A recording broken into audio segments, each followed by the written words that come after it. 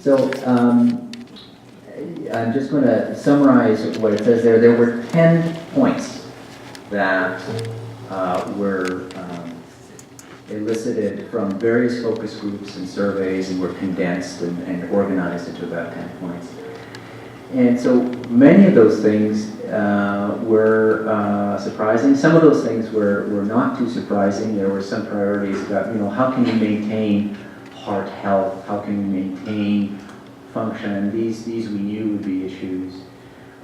Itch came out as an incredibly high priority for patients. That surprised us a little bit. And this is the sort of thing that we learn when we talk to you, right, and ask you questions. I think this is very important to do.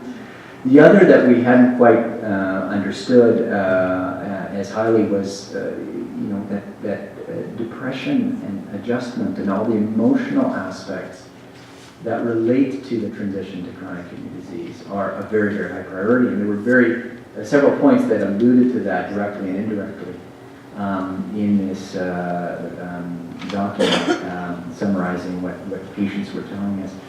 And so this has spurred a lot of activity in saying, okay, so this is a problem. How do we now understand it better so that we can fix it? And this is very, very important.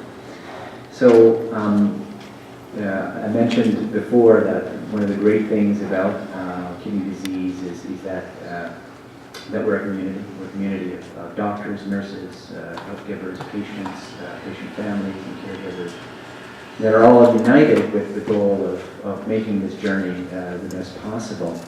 And I have to say that I think we need more of these priority setting exercises and engagement of you. You need to tell us what's important to you.